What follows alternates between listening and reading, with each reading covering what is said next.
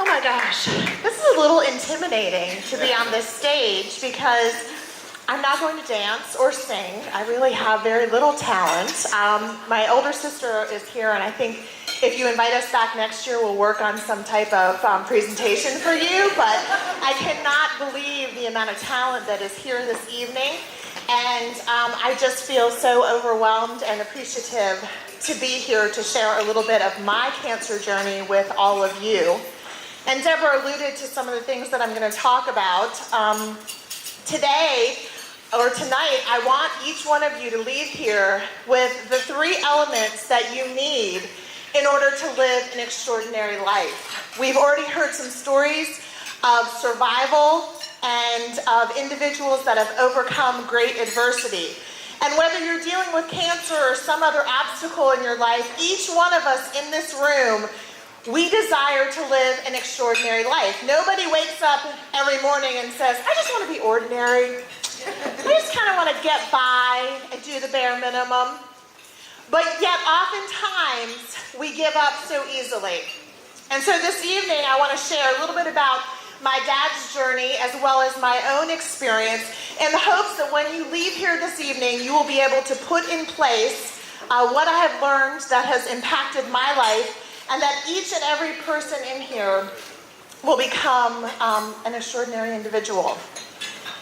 I really think Matthew embodies everything that I'm going to talk about this evening with this event, in that he is a visionary.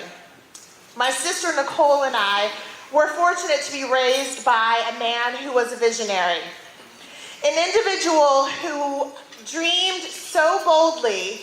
He had such audacious goals for himself. And one of my favorite stories that my dad used to share with us is that when he was 17 years old, he took out a simple note card and he wrote down all the things he wanted to accomplish in his life. 17-year-old skinny Italian kid growing up in Seaford, Long Island. And he said, I want to play basketball in high school, go on to play in college. I want to be an assistant coach, a head coach. I want to win a big game in Madison Square Garden and then cut down the nets after winning a national championship. And he wrote these things down on a note card at 17, and he didn't just tuck it away, but he kept it with him each and every day as a reminder of where he was headed, of what it was that he wanted to accomplish in his life. And he lived each day with passion and with excitement, and he waited for each one of those dreams to become a reality. So the first thing we all need in life in order to have that extraordinary experience is a vision.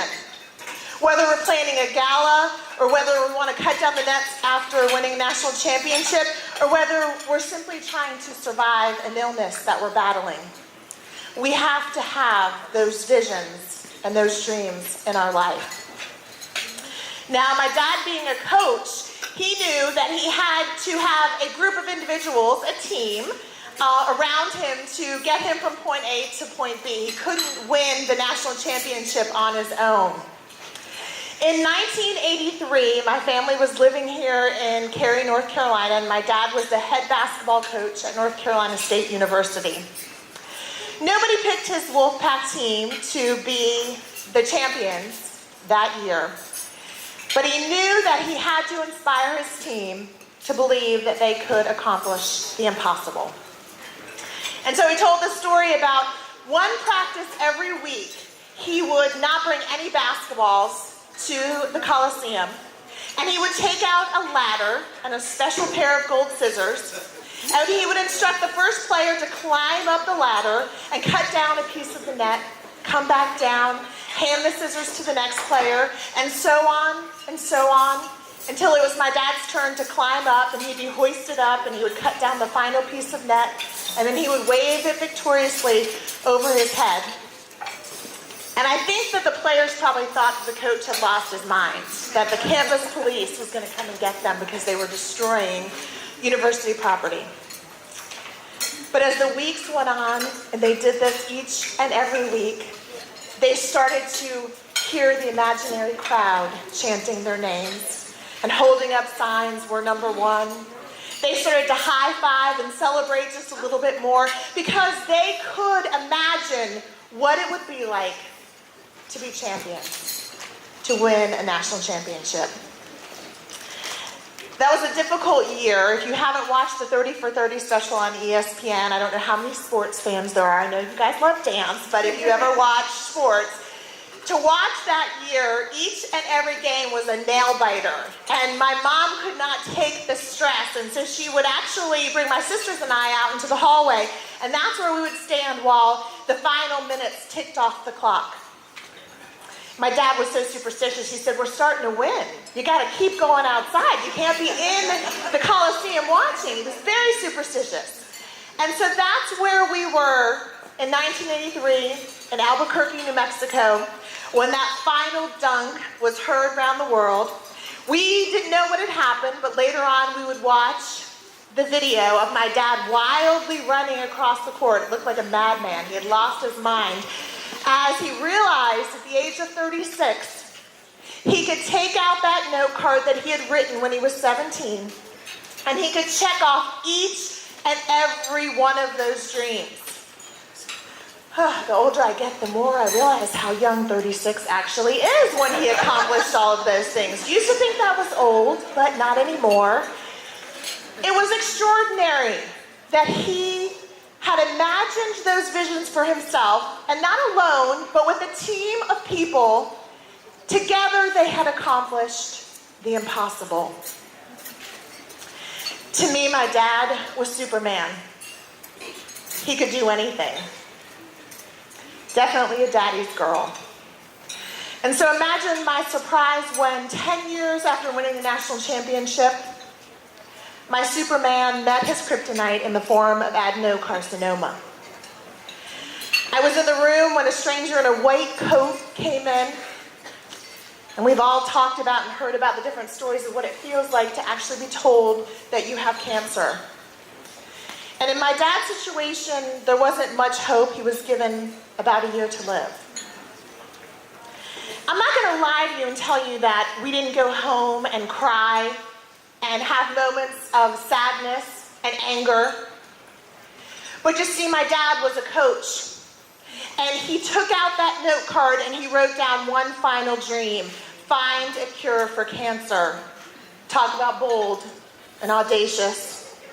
And he said, I know I can't do it alone. I need a team of individuals to support me in this endeavor. And so he spent the final 10 months of his life sharing his story with anyone that would listen, and inviting people from the world of business and sports and finance and medicine to be a part of his team. At the time, he was working for ESPN, and they partnered with him in this endeavor.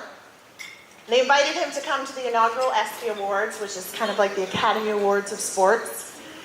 And they said, we want to bestow upon you the Arthur Ashe Courage Award.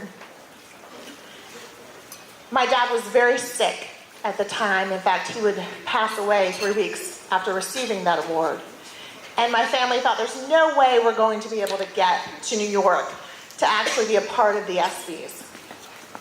But I severely underestimated Jim Valvano, because as his body weakened, his spirit seemed to soar. We've talked about that so often, the people that are battling this disease. The spirit inside seems to just grow. I sat next to him during that night at the awards. We were able to get there, and I thought, he's very sick. He'll probably go up to the podium, say thank you, and sit back down. He was so weak. As he was helped to the stage, he gave the speech that he was born to give as he poured out his soul and his spirit and his sadness and his insecurity and his fears, but also his hope. He said, we're starting the V Foundation for Cancer Research. It may not save my life. It may save my children's lives. It may save someone you love. He was helped back down into a seat next to me. I'll never forget, he leaned over and he whispered, did I do okay? You didn't have any note cards? You didn't prepare? Did you do okay? Oh my goodness, over 5 million people that have viewed that speech so far on the V Foundation website let us know that he did more than okay as he continues to lend his voice to a cause and inspire others. Just as I was starting to get to know my dad as an adult, I would have to let him go.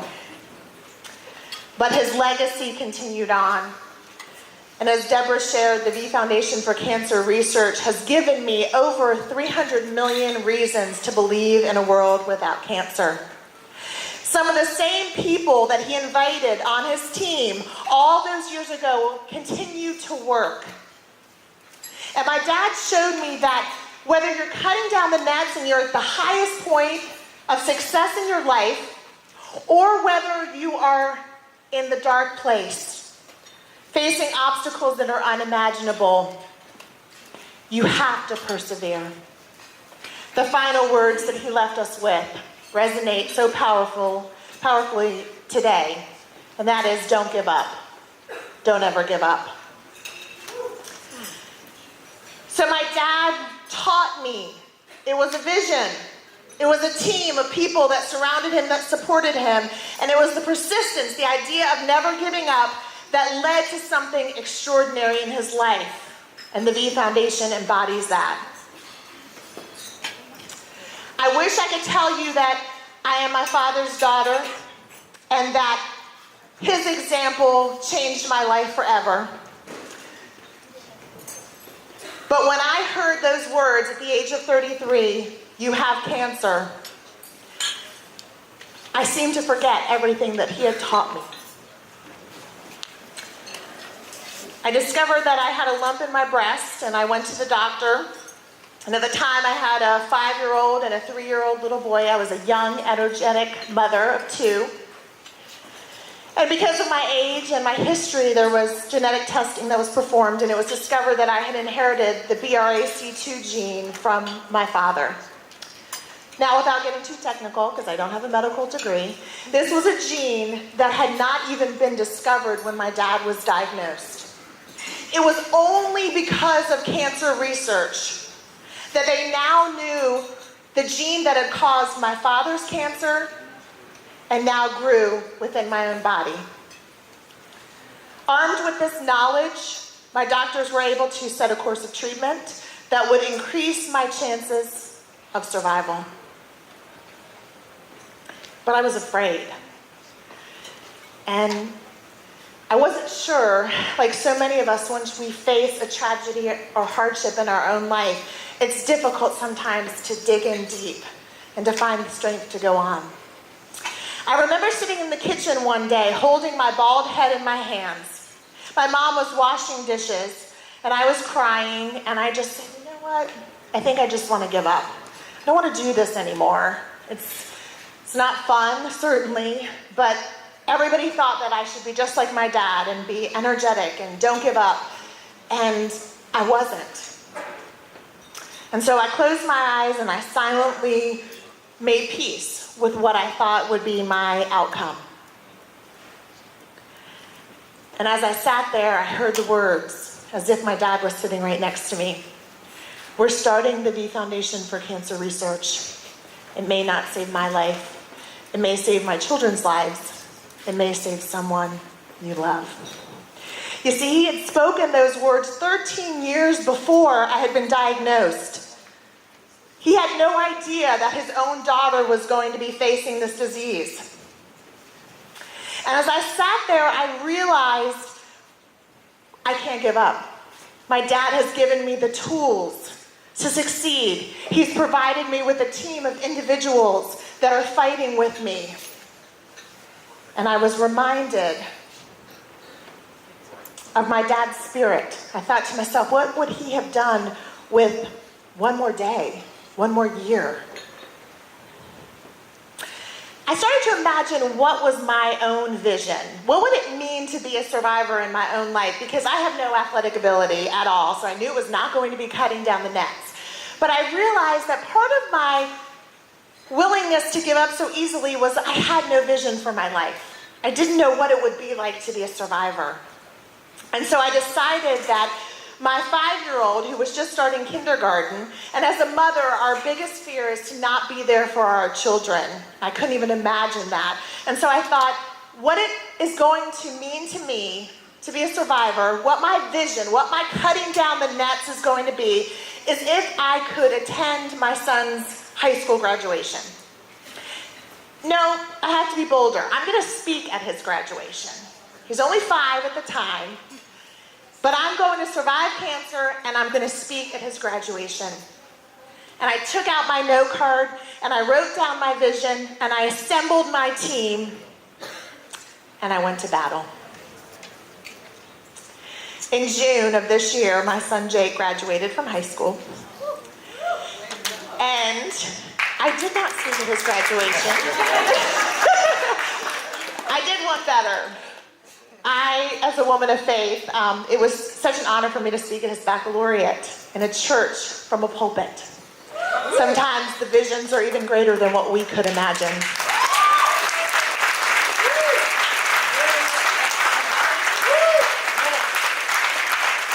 And as I stood there addressing so many of the individuals that had been along that 12-year journey with me, it was my opportunity to thank them.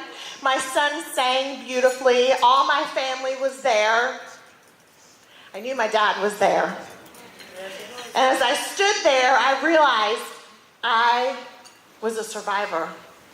And I realized I could take out my note card and I could check off that vision, that final dream that I had for myself. And now with excitement, I could begin to dream for my future. He didn't go to NC State, by the way. That's just an aside. He's at Wake Forest, but he's doing great. But I'm so blessed to be here this evening because even my sister Nicole turned to me and she said, Matthew, he's your speech. And I said, I know. Isn't this amazing how we were connected through Deborah?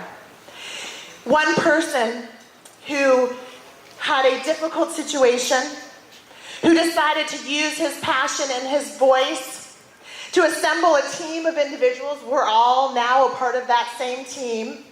And to do something, to use his voice to bring about change for other people. And I believe together what we can do, what we could not do alone. We can send a message to the families and the children that are affected by this disease, that they too will have a note card filled with visions that will be achieved. And so finally, as you leave here this evening, I know that it's going to pick up. We're going to have more talent and more music. We were the only two that showed that we knew nothing about dancing of any kind. So we've got a lot to learn tonight. We got to move it along. But I've given each one of you a gift at your table, and that is your very own note card. I don't know what it is that you're facing in your life. I pray and hope that it's never this disease. But I know part of the human condition is that we all deal with suffering and obstacles. And so I want you at some point later on in the evening or tomorrow, when maybe you're a little bit more clear-minded after our celebrations, I want you to sit down and think about what are the bold, audacious visions that you have for your life. I want you to write them down on the card and keep them with you as a reminder. Look around at the people that you have in your life and make sure they're individuals that support you and love you along that journey. And most importantly, no matter what happens in your life, no matter what you face or obstacles that come in your path, I want you to never give up. And I also want you to keep dancing. Thank you, and God bless.